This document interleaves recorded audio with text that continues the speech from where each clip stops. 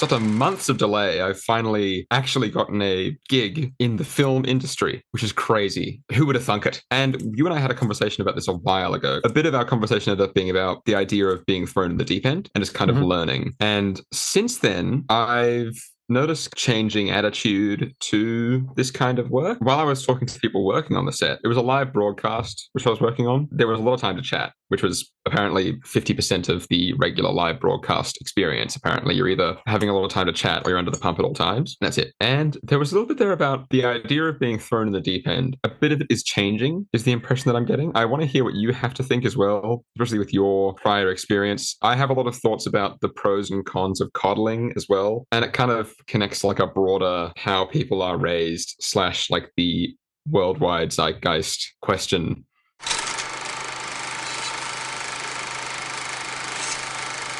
You know, they're saying that it takes 10,000 repetitions to master something. I think that there's a missing part to that. And it's like I flippantly say, along with the 10,000 repetitions, it also takes 10,000 mistakes. So the quicker you can chip away at those mistakes, the sooner you're going to get to the mastery. Yeah. Like the second I got comfortable and I was instead doing repetitions instead of mistakes, while I was there, it's been a great time. You know, it was excellent. We are trying to encourage you to embrace those mistakes more. So we are doing little merit badges for Ethan. This has been Some a fun of challenge. my own training and experience were working around more experienced, knowledgeable people. And I'd get in situations where I was either trying to do something or book something from some vendor or something, and they'd ask me a question. I'd just be, oh, what? This shouldn't be applied to just me. This is a universal overall learning technique, in my opinion. I think it's very useful for literally any career. Yeah, and so either it'd be an actual spoken out loud or like a very, very kind of clear mental, oh, sake, who is this idiot? That's probably like one of probably the best life philosophies you can apply to any career is to rather than kind of feel like these sakes moments are going to be like showstoppers or they're going to break your career. Embrace them because you are going to need to go through a number of them. And that's part of the process, I believe. So we... for fuck's sake. I think we could just like go through this whole sequence in the edit. It's just beep. We are trying to get Ethan to embrace his for fuck's sakes moments. I just think that the world should do that. I don't even know if it's Ethan specific. I think you should. You're going to start somewhere, right? Yeah. So you're going to lead by example, right? True. We are proposing merit badges for some kind of badge of pride for your first 5 proper.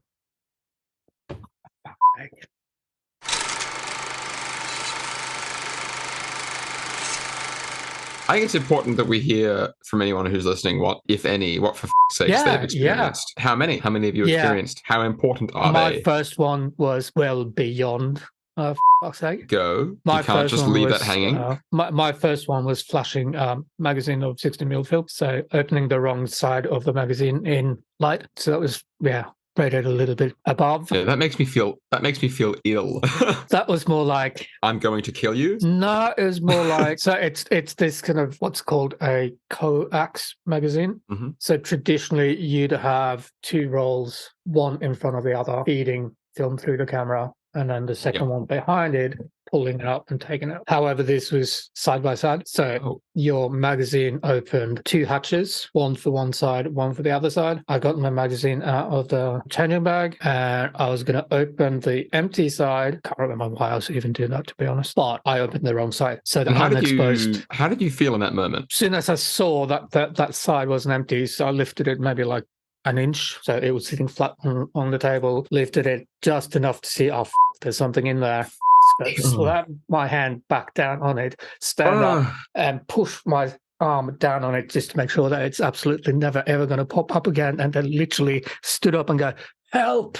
And like that, at that point, there's no point in pushing down and it's all ruined, right? Well, and so the DP comes across. It only takes one glance to see what's happened. So I think she was like, what did you do? I f***ed up. I don't know what to do. So I think that I was probably one of those that spared me like a bigger kind of tongue lashing because, fessing up immediately and go like, do something about it. Oh, yeah. Unlike the, have you mentioned the Titanic anecdote on the pod before? I'm not sure.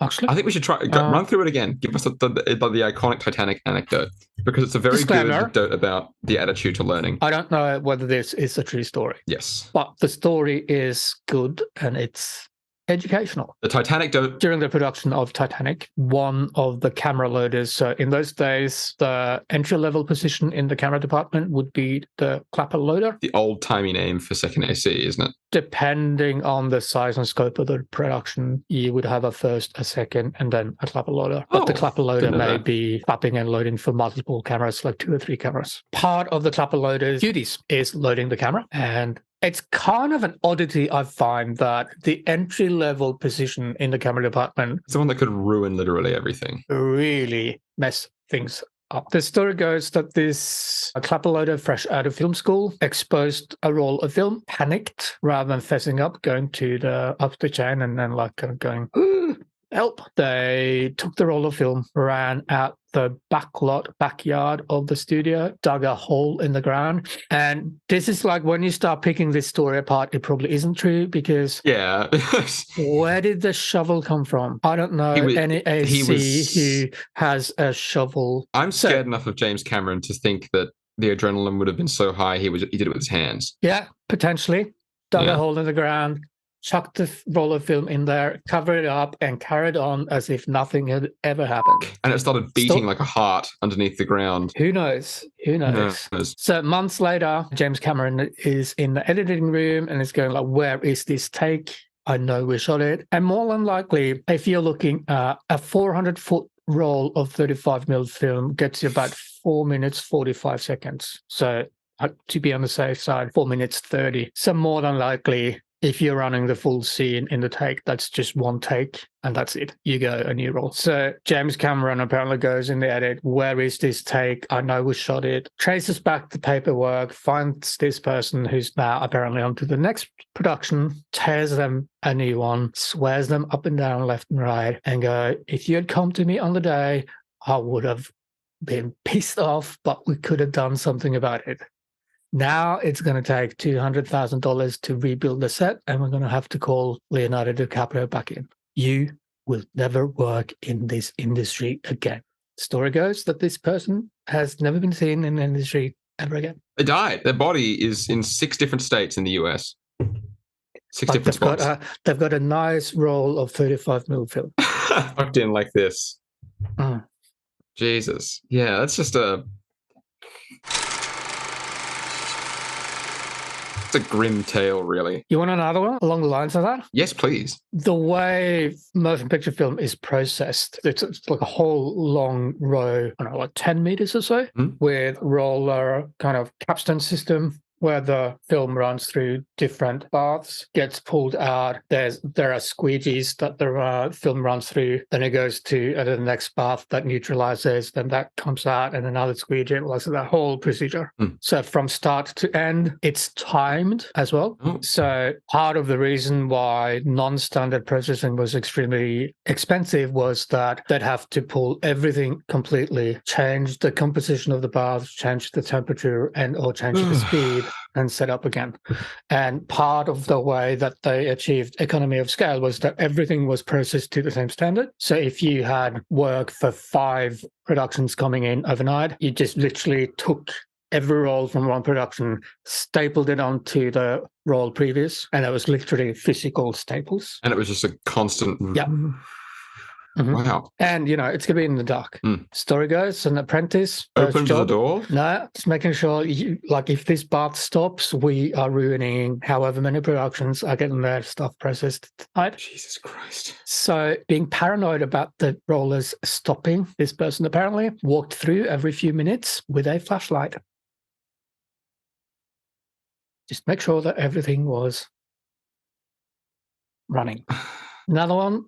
This one I'm not 100% sure about. You're torturing me. Apparently one lab thought they were going to be clever and go, let's hire a blind person. They can work in the dark. I suppose so. However, they had no way of knowing if the light was on or not. So someone had accidentally left the light on before the bath had started, and this person never knew. I've got the office, the camera for that one. Okay.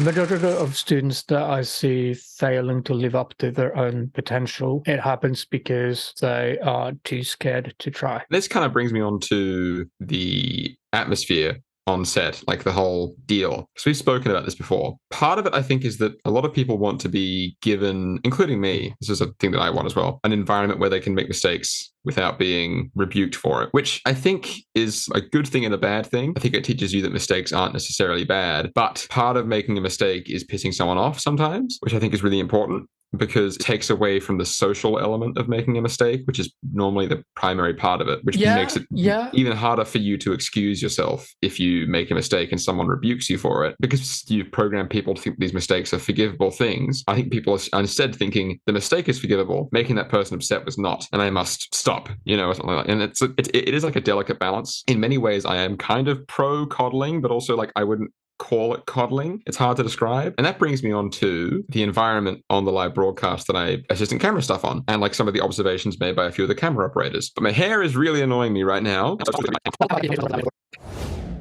So, in a very low pressure environment, I did make one mistake. I was cable wrangling. At first, it was just the operator had to walk up and down one aisle of a row of computers was the whole deal. And at first, I walked behind him in like the kind of typical live event over under wrap, leave a bit of like about a meter of slack behind the guy, make sure the cables aren't like behind me, aren't doing anything. Afterwards, we resolved that it would be better for all the assistant cameras and the camera operators if we stood at the end of the row and just like fed them out from there, and then just made adjustments by running out and fixing it if we needed to. That was just better for everyone. But during the first walk, during a rehearsal, which was very sudden, the camera operator was like, let's go for a walk. I was like, I like messed up the over-under cable wrap, like the number one most basic thing you could possibly do, because I was a little bit, bewildered. I was like under, over, under, over-ing it. And it came back as a knot. And I just looked at it for a long time when we walked back. And I just like to say this the second, like about 30 seconds afterwards, I was like, I've messed up the wrap a little bit. Can we walk out again so I can fix it? And we did. And I fixed it and the mistake never happened again. Very ideal. And my number one observation throughout the whole process was how chilled out everyone was. Like literally everyone. There was not one person who was intense or short or like over the comms. The director was like having a laugh on a regular basis and sounded like he was just having an absolute ball. It was great. And that's probably due to a lot of very strict organizing and like well-managed coordination. The camera operators were all really nice guys. The other ACs were all really nice guys. Because it was an esports thing, there was actually long periods of time where we weren't filming. So we just sat around and chatted. It was excellent. And it was really interesting to hear from these camera operators with different levels of experience how they've seen live broadcasts work environment change. And this was the most interesting part about the day. Before I went on that broadcast, one of my family friends worked in live broadcast about 10 years ago, if not a bit longer before that, and made a passing funny comment about like, oh, they're going to be impatient and intense. And I was like, okay, well, I'm prepared for that. That's reasonable. And it wasn't the case. And like, I briefly brought that up during just like idle conversation with the cam ops. And they were like, so one of them had been working since 99. One of them had been working since 2009. And the one who'd been working since 99 was like, it was like that. And the one who was working since 2009 said, yeah, like towards the start of my career, it was like that. And it's changed over the course of the last 20 years, almost actively. And he made some observations about the difference in like work ethic between camera operators of his generation and this all lined up. Everyone was saying the same thing, which is really interesting. According to these guys, the environment on live broadcast was much more intense early 2000s and before. People were hurrying about, the director was very short, and the way that you can tell if someone is like a veteran cam op for like a live broadcast is if they run around instead of walking to spots. Like if you're wrangling cables for them, you have to like chase them, which is what one of the guys said that he had to do when he started doing assistant camera stuff in the early 2000s. And that's changed. It doesn't happen anymore. And they were both like, yeah, it's changed for the better. It's just improved. Just the overall attitude to work, overall attitude to mistakes, employee care, the environment is just a lot more relaxed. And everyone was having a good time. It was great. It was really interesting to hear about. And it sounded like an active change. One of the examples they gave was that I think one of the operators said that he encountered a director who by the standards of like the early 2000s, late 90s, was behaving normally, but in the mid 2010s, and was reported and kicked off because it was like not the way of doing things anymore, which was apparently just for the better. I would like to hear your thoughts on that. It sounds like there's been active change in that work environment. It might be the same, but as far as I'm aware, it's not the same on narrative, like set, like drama sets. Yeah, I can't really comment because live broadcasts never really been my environment. Yeah. I'd be curious to see whether this change is true to the same degree on something that's going live to national TV. Yeah. Well, they were talking about working on The Voice because a couple of them were working on American Idol and The Voice and that kind of thing. Yeah. And the impression that I got that was the case. Like, it had changed for the majority of live broadcast productions, including national TV. So I was like a bit shocked by how relaxed it was at times, because I need to project every single thought that I have out into the world. When they heard that, they said, well, it's either this or you're under the pump the whole time. It's like 50-50. You go on a job and it's like this, or you go on a job and it's constant work. One of the guys worked on UFC, and apparently UFC is just, because it's consecutive fights, you're always filming. But what they do is they cover it really extensively, so no camera person has to overreach. Everyone has a spot. If it is the case across to the same degree across all of live broadcast, then I'm all for it. Yeah, can't really say anything other than that. Yeah. It was just the expectation is the same, being that you are there to work primarily and you're mature enough to own up to mistakes. The expectation is the same, I think, regardless, which I think is fair. As long as that expectation is the same, I'm not really too bothered about it, you know? My train of thought has actually just left me. I put a lot of mental energy into that anecdote. Bear with me. I did get one kind of sake, but it really wasn't. It was a really minor one. It barely was a sake. It was a response to like a dumb question. So the cameras had a shoulder mount attached to them. It was just like a really basic one. It was really just like a base plate with a little groove in it for the shoulder, and that slid onto a tripod. And I was like, wow, BCT that's so 14. cool. I didn't know that was a thing. I was like, wow, that's so cool. There's like a little shoulder mount that you can put on the tripod. Yeah. And one of the camera operators turned around and was just like, you're really fresh, aren't you? That was the closest I got to sake. You're really fresh, aren't you? And that was it. It was great. It was excellent. I'm wondering whether it's generational or societal or it's social media, the availability of like way more information than previous generations have had. But I do get their degree of recency bias in inexperienced younger filmmakers. Really? Yeah. Oh, like new gear is cool. Both that and also like, wow, you had that, or has that been around for that long, or all is kind of like, if it's not seen on the most popular filmmakers, YouTubers channels, then wow, this is so strange and this is so weird, and or like that's so nifty or that's so cool. Or I do think like sometimes that kind of novelty factor. Yeah. For me, sometimes I guess for someone from my generation, with my background, sometimes it just gets a bit much. Yeah. I get it that you haven't seen this thing before, but can we just, carry on and get shit done? That kind of too much, you know what I mean? I know, yeah. I was a little bit, I'm just going to like absorb things from now on. Like I'm saying, here's something I don't know about and be like, okay, all right, okie dokie. And then like continue on with my life. Yeah, it's like, like you bring out some kind of like 150 watt light exchange. So, wow, that's just a ginormous light. Yeah, sure is. Compared to the torch on the phone, yeah, sure, it's something. It's a light. Yeah, it emits photons. Yeah, and it's kind of sort of where I see part of the recency bias is millennials and Gen Zs to a certain extent have this, it's almost kind of like anthropological forensic sense of wonder when exploring or discovering older techniques, older ways of doing things. Yeah, that's completely true. I think it comes with kind of a fascination of just like a lot of things that were very difficult to achieve in the past are shockingly easy to achieve now. It is really interesting to find out the lengths people went to achieve stuff that is now super accessible, to the point of replicating it. Like there is a game called Cuphead, it's a video game, but every single sprite and character is animated with cell shading, purely for the form. That's it. And it probably wouldn't look any different with digital animation and effects, but that was part of the marketing. It was this game's animated with cell shaded animation. It was wild. And you know what? It's a great game. It's excellent. It looks great. We've discussed the 90s look in our previous episode. Did you sit through that video I sent you earlier today? How he got access to a sit-on dolly, and he said, I got it for $1,000 off of a school, which was a shame. It is kind of symptomatic of what I was just talking about. It's like a few things are missing. Oh, what do you mean? A few things are missing? What do you mean by a few things are missing? Things like, even though it may seem expensive for today's generation, it's still quite a poor approximation of what would call a proper ride-on dolly. Oh, okay. Like a proper ride-on dolly, you'd have both the operator and AC riding on. The rubber track is problematic. Yes. Yeah.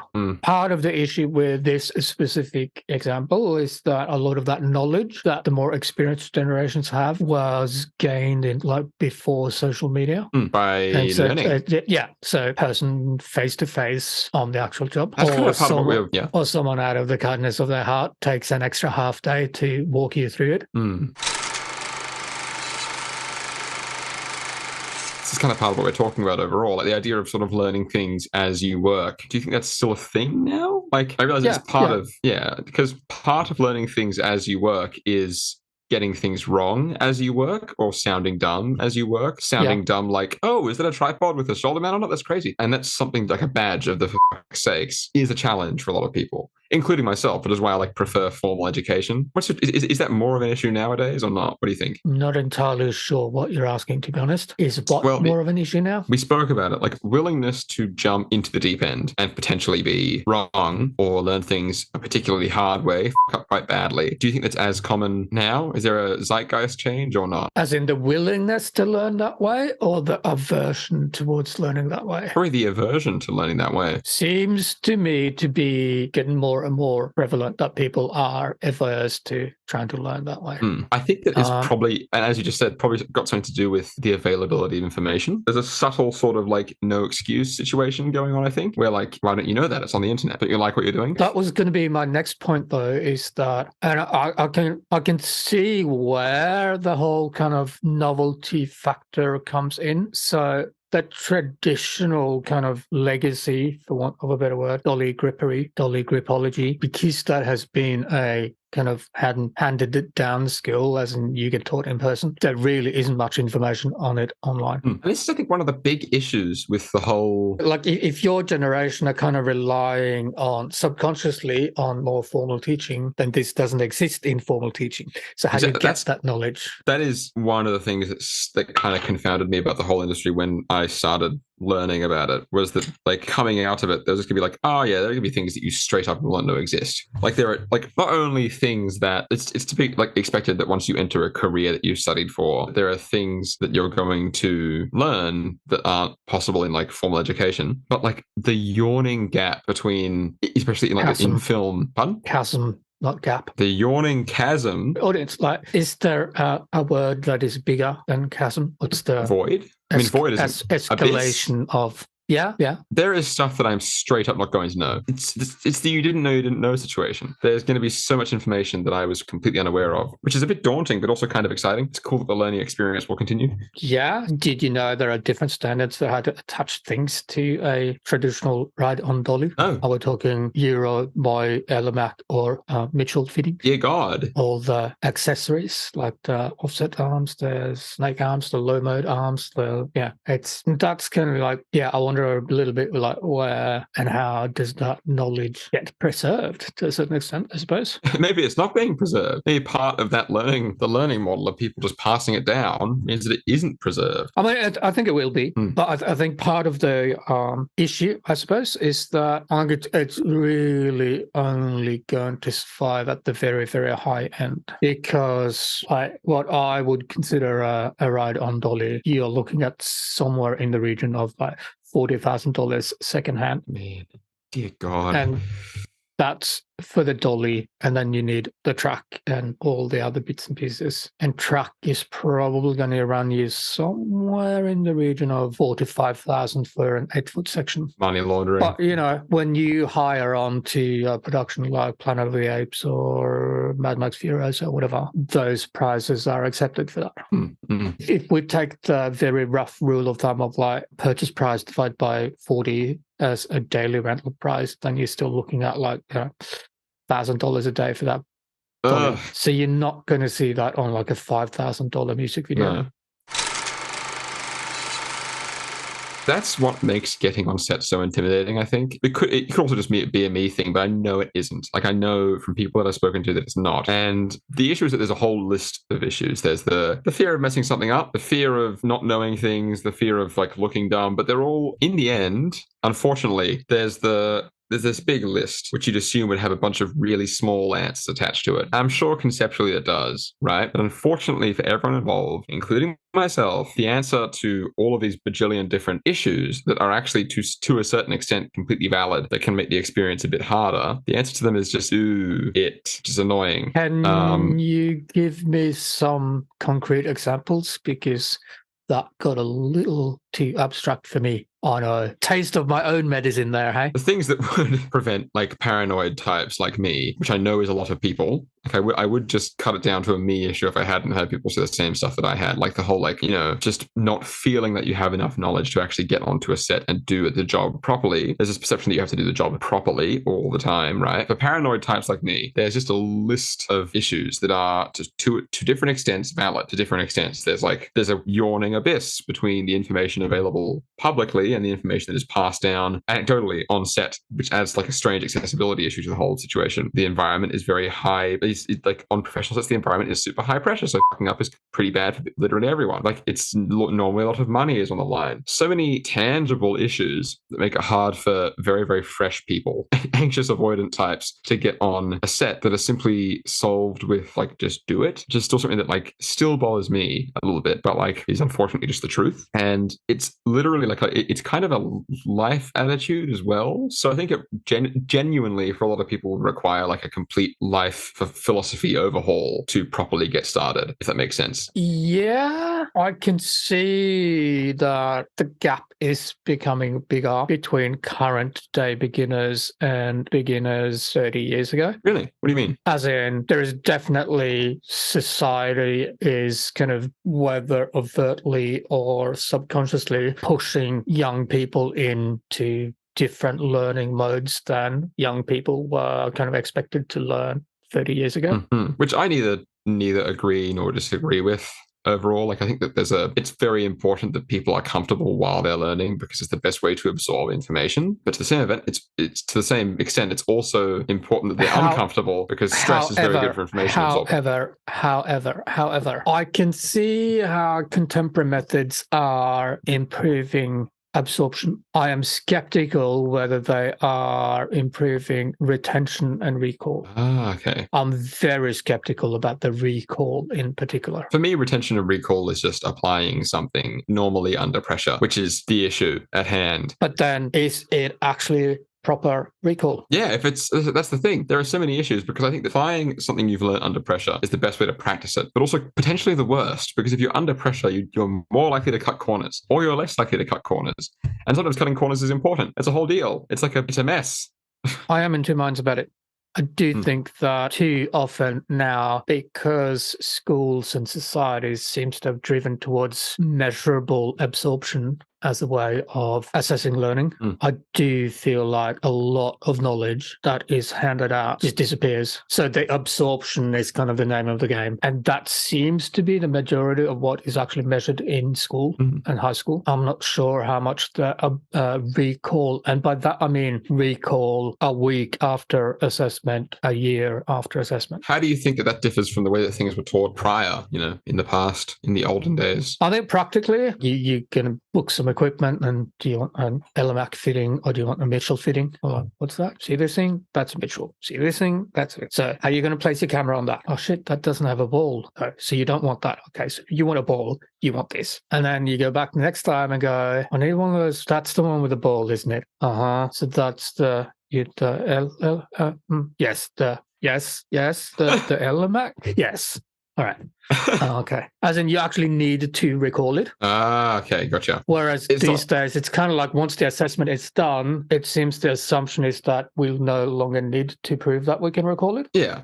The assessment is why you're recalling the information, not for any other reason. Yeah. Too often there seems to be that kind of assumption because I've had my recall measured. Now I know it, but that isn't, in my experience, an actual practical measurement of do you know X, Y, Z or not. Hence the importance of throwing yourself into environments where you will be forced to recall those things regularly and probably under pressure. I'm wondering sometimes whether like just rote memorization seems to have fallen out of favor, fallen out of fashion. Memorization. As in, you have a list and you literally go word number 1, word number 2, word number 3. Look away. What's word number 1? What's word number 2? Oh. I used to do that on my spelling tests in year 3. Yeah, for example, only once have I seen a student literally do that. With what? I can't remember what it was. I wonder why that is, because even I know that's a very effective way of learning something. So I don't know, to be honest. I think there are certain things that you're just going to have to knuckle down and memorize. Keyword have to. Yeah, because no one's going to pay you to rent out the equipment to spend a day with it. If you don't know what you're doing. Yeah, it's a bit of a chicken and egg kind of situation. So what's your solution for people who are... Because my solution is to throw yourself into situations, like aside from what you just said, looking at stuff and memorizing it, my personal solution now is to just simply be in as many situations where I think I will be forced to remember those things, which could be uncomfortable, but like, it's kind of the point. I'm a believer that you are more likely to recall things under the mental and emotional conditions you learned them. Oh, okay. So if you learned under pressure, I believe you're more likely to be able to recall them under pressure. If you learn something completely relaxed, I believe that you're going to struggle more to recall it under pressure, because that's not the condition. I agree with that. Yeah. So I think part of it is not to try to avoid as much as possible to tough it out on your own. Sorry, not to, or to tough it out on your own? Yeah, to not do that. Oh, okay. Take advantage of both emotional and intellectual support of being in a group at a similar stage of development. So in terms of like just that little rote memorization, is it going to be easier to do? Is it going to give you that little bit more motivation if you actually have to repeat it to someone else rather than repeating it to yourself, just in empty You know air? what this is? You know what this is? It's that introverts will understand. It's that experience of being really good at something on your own, like cooking, cleaning, basic life skills. Being really good at stuff on your own, throwing a ball in the air and catching it, juggling, that kind of stuff on your own. The second there are people there, even people you're comfortable with, you're bad at it. I think there's probably something similar happening there, where it's just the thing that you're good at in a certain environment is not the same in a different environment, whether or not you're aware of it. But I do think like little games, to kind of put a little bit of pressure on, as an even that having to show it to someone else is that little bit of pressure. So remember, like learning under pressure, etc., etc., etc., and also to have that encouragement. I think that kind of plays into the 50,000 mistakes thing you mentioned at like the very start. There is that, but I think also there's that little bit of pride in, quick, what's the 10 numbers of thirds of ISOs? What's the next third IS up from 125? And it is a game. Fail. You just like test each other. Yeah, fail. Is 160 should pop up like that. Right. What's the next smaller aperture after 6.3? Fail. It should be 7.1. It should come like that. It doesn't. It's kind of almost a mini version of the 50,000 mistakes that you're describing. Like, I realize it doesn't create the perfect conditions of pressure that you would need to learn things properly, like you would those like repetitions. But the pressure of having someone in front of you does something, if that makes sense. Yeah, I mean, I don't know myself, because different times, different environments for myself. And I do have a fair bit of the nerd gene. I'm not claiming full nerd dumb, because my maths and science is far, far below the actual proper nerd dumb standard. So my maths and science is far, far below median IQ standards, I think. I have a bit of a knack for memorizing terminology. That part hasn't really been that much of a struggle. But I'm wondering, I keep proposing this to students, that kind of learning buddy, study buddy, whatever you want to call it. And I think a lot of it is the energy we bring into education, as opposed to the energy we bring into things we're really into on a personal level. Because when you think about it, where would you rate yourself as a gamer on a level from 0 to 10, where 0 is someone who never ever games and 10 someone who has aspirations to game professionally? 5 or 6, I think, because I play games recreationally and I'm not good at them. Bit above average? Yeah, potentially. I'll have phases where I'm like playing like for like a half an hour every day or something like that, and then I'll have a phase where I haven't played a video game in 3 months. But if I go was DF, FPV, start throwing some of these terms out there, or D-pad, or like... Yeah, okay, yep, D-pad, I'm following. WASDF, I'm following. FPV, no clue. Yeah. Oh, but just that terminology, right? Like, how much terminology here have you absorbed through your years of just casual leisure level of gaming? Probably a moderate to high amount. I'd say probably moderate, because there are still a lot of words that I hear people say that I'm like, what does that even mean? The word meta is used a lot for games nowadays. I don't know what it's in reference to. But my point being, where was the assessment? Where was the authority figure telling you to learn this? Ethan. Do you see what I'm driving at there? Yeah. Like, anyone who has like a passion for a hobby will generally will absorb knowledge at a level that I'd love for them to bring into filmmaking. But for some reason, it just gets put in a different mental place because it's treated as, and I'm talking amongst film students, where it gets treated as school. And as such, we approach it like we cram and study for an assessment. And then once that's finished, then that's done and we never ever go near it again. Whereas for anyone with a personal passion, a hobby,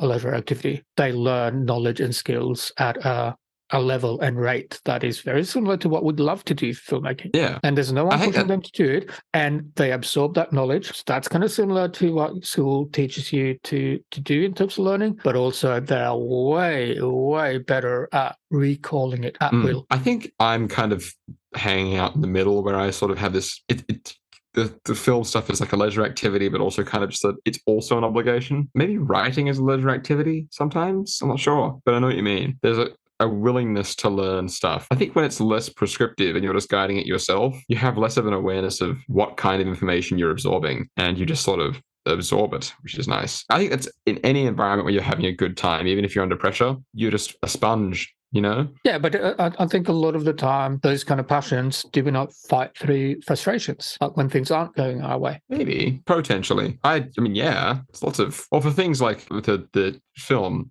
I definitely fight through a lot of frustrations. I'm sure you do too. And the fact that anyone's willing to deal with them makes it clear that it's a passion. If I'm playing a game and I get frustrated, I normally quit, because I'm there to relax. But if I'm writing and I get frustrated with what's happening, I will normally try and push through it because I want to get it done, which I think kind of differentiates a leisure activity and a hobby and like a passion, if that makes sense. But hence, sorry, go on. My point still stands, is that there is something about the subconscious attitudes that we bring with us when there's any kind of formal instruction. I had this discussion with a student just recently, and they were going on about it would have been good if I could see like what did a 85% assignment look like. What did a 90% assignment look like? What did a 95% assignment look like? So I know what I should be doing. And for me, that's missing the point. Yeah. I'm kind of the point is the output, like not the output, but what you've learned. The takeaway. Yeah, exactly. Yeah.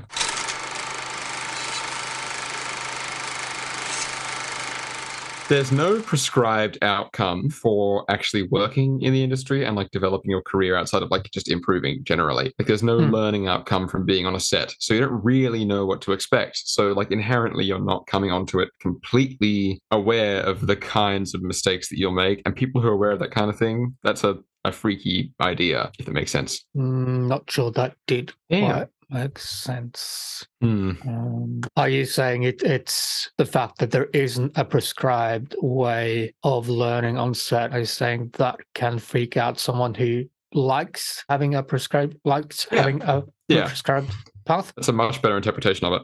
And again, the only solution is to simply do it again. I think for me, part of the issue with formal education in something like filmmaking is because there is a set timeline, every student gets rushed or held back. Does that make sense? For a lot of students, we have to move on before they've mastered one concept that we introduced or mastered one skill we've introduced, because curriculum says we now have to move on, we now have to prepare for the next assessment, and then next skill needs to be introduced, right? Yeah. Because this unit is 12 weeks. Yes, I'm following now. Similarly, there's going to be some students for whom they would like to go way more into depth in this particular skill here, but we don't end up doing that because maybe 6 other students are still way behind. So that student ends up having to cool their jets. So I think in a lot of ways that formal education of something like filmmaking is very artificial. In some ways, I'd like to do it a lot more like martial arts. Is this where you've got so many grading sessions, maybe 4 times a year, and you go for the next grade when you're ready.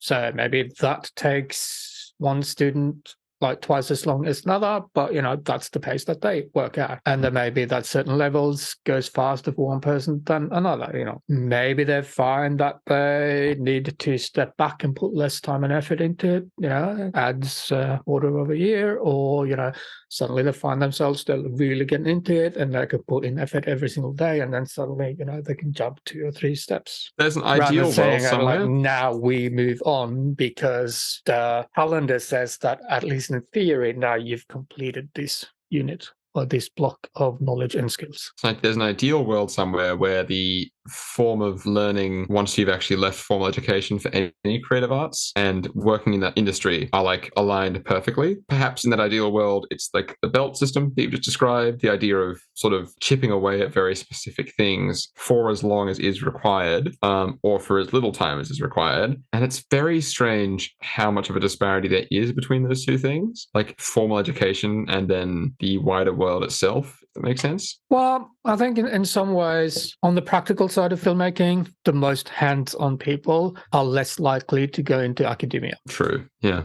The people who are likely to write scholarly articles about filmmaking are less likely to be hands-on. Are not your set builders, they're not your dolly grips. Personality-wise, they tend not to be wired that way. That's not to say that it doesn't happen, but you're far more likely to find people writing scholarly articles in the film industry who are writers, directors, producers. So that means a lot of that curriculum just doesn't get worked in because who do we quote? Where's the textbook? Yeah, let me just go and see. Hey, Phil, can you write me an article? Oh, for sake, this is it. Put that there. What does that fit in academia? Doesn't. See? So where then do you fit it into the academic curriculum? Someone who writes that curriculum are far, far, far less likely to have worked with a hands-on, as an actual setting up and operating an LMX spider versus an LMX cricket dolly, or knowing the difference between precision steel track versus Matthews track. You're extremely unlikely to find those kind of differences in a textbook.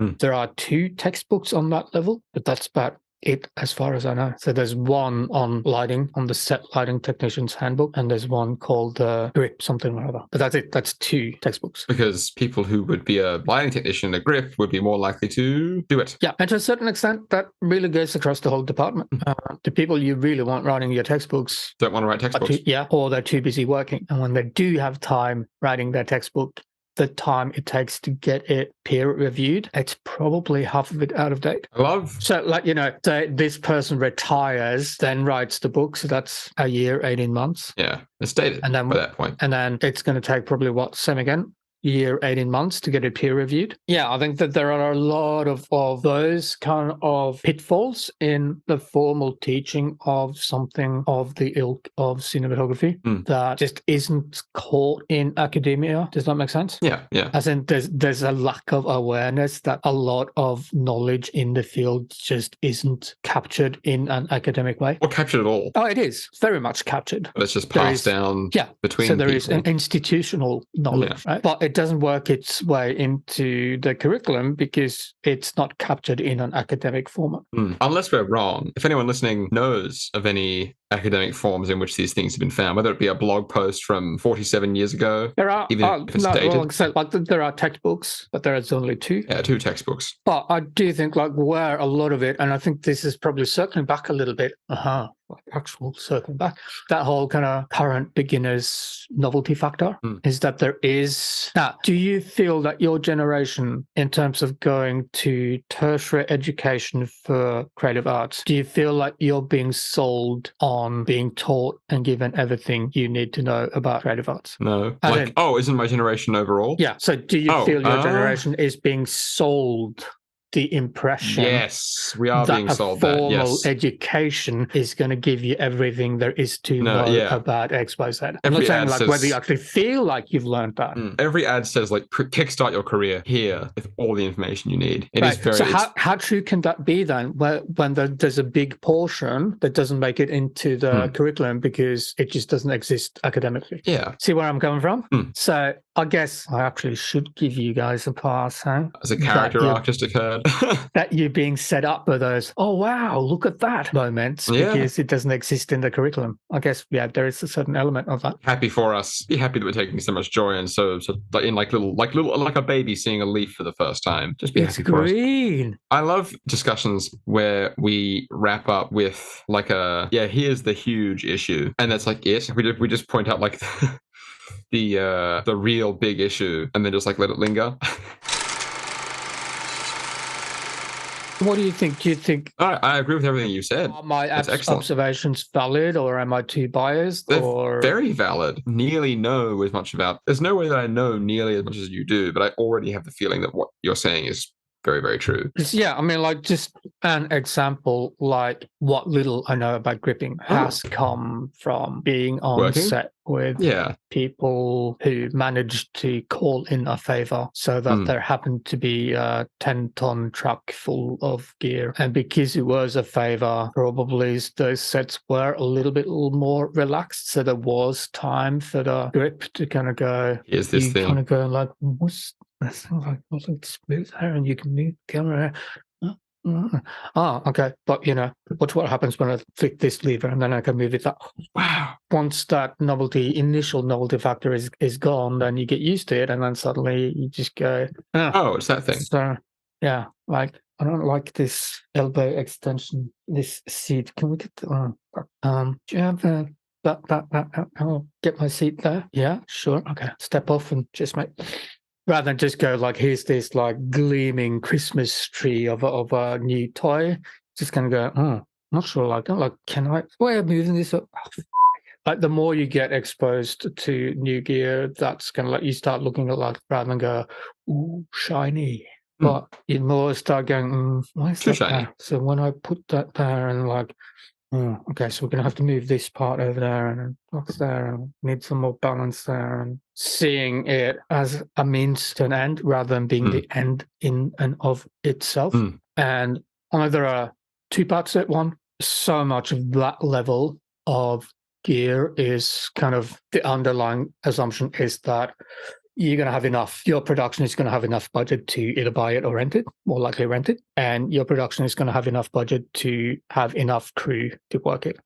So I think there are then three reasons why beginners these days are going to find it a lot more challenging to gain that knowledge. Firstly, it isn't in an informal curriculum. Even in terms of social media, there's really only 2 groups that I know of that are posting much online. So even in social media circles, there isn't that much of that information out there.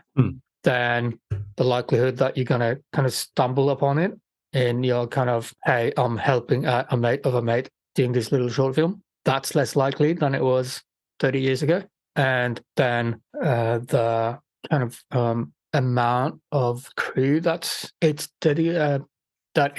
predicated upon seems to be more and more anathema as well. I mean, what's your perception of the enthusiast filmmaker? So the filmmaker who hasn't yet kind of made a conscious thought, could I make this a career for myself? What's the subconscious reaction going to be like once you step beyond maybe 5 people on set?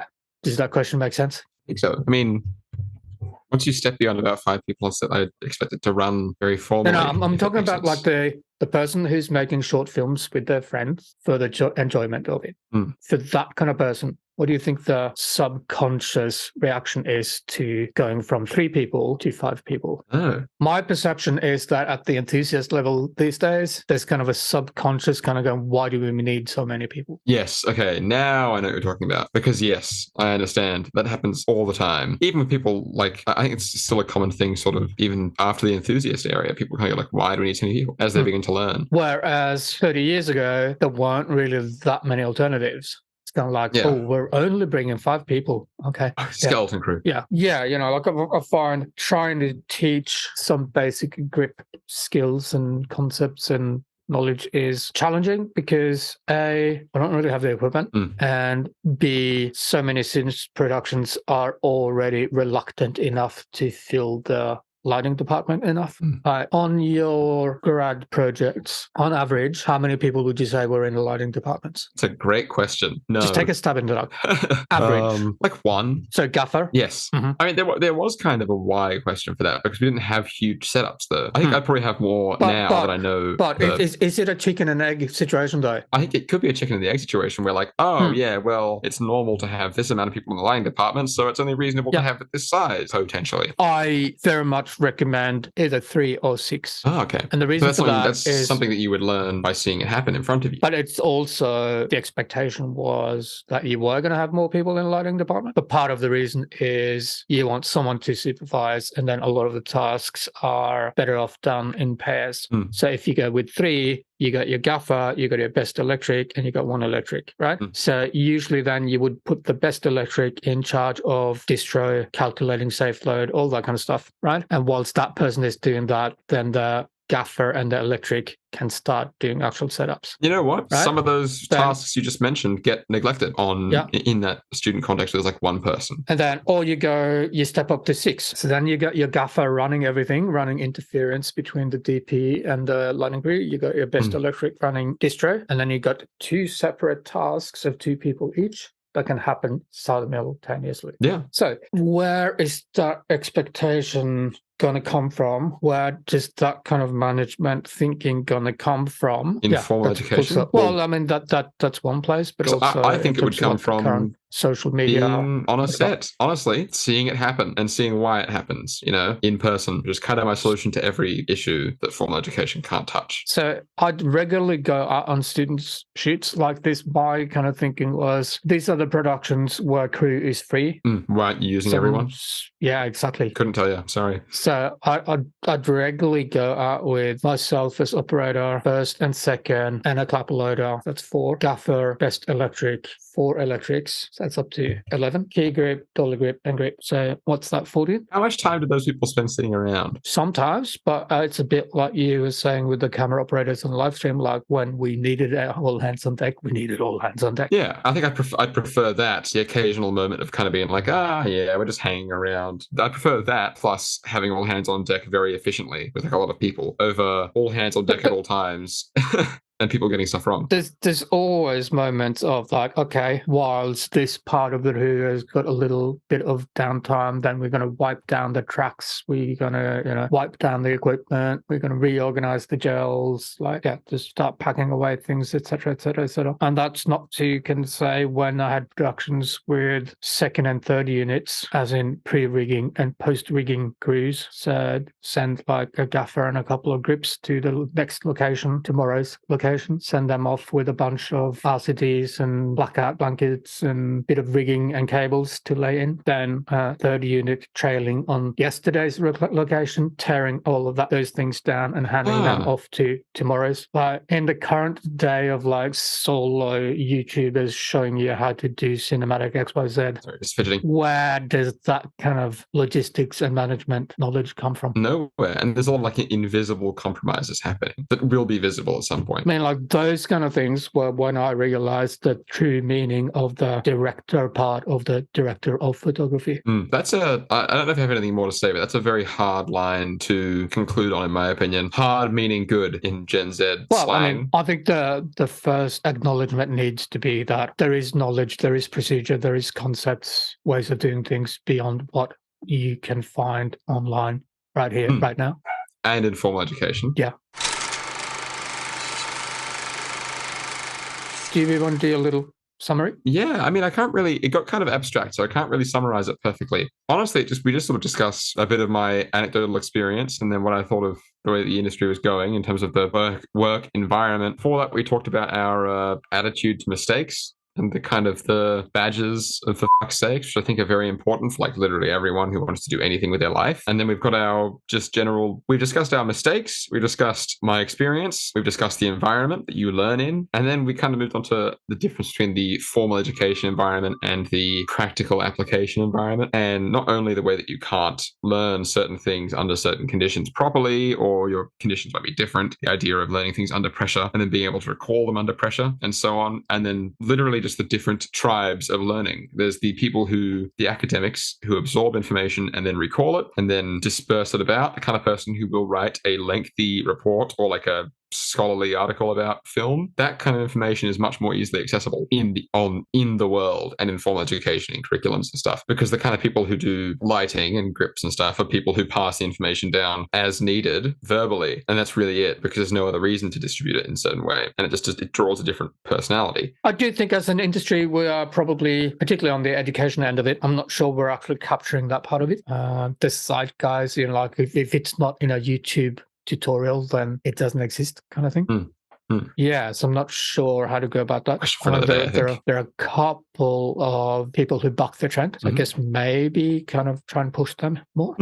Like the kind of people who would release that kind of textbook, or what's the? No, as in, there's Meet the Gaffer and Grip Tips. Right, online. Grip Tips. Classic. Sharing the more like practical parts. Martin Torner doing the Matthews Studio University. Like where the online information knowledge is lacking is things like the more specialized, like dolly gripping and that kind of thing. I do suspect that my generation are looking at that as a bit of job protection. I see. A bit of subconscious gatekeeping is, that's how we were introduced. That's how we were taught. The twist ending to our entire discussion just then is that it was all a conspiracy theory to keep. Well, I mean, it does Gen X make and beyond's sense jobs. because, particularly in Australia, because in Australia, grip tends to be owner operators. Right. So if you're going to be able to justify charging what you needed to charge in order to pay for the gear that you had to buy, then I think a certain level of gatekeeping does make sense. Yeah, fair enough. I'm pro gatekeeping in that regard. Because,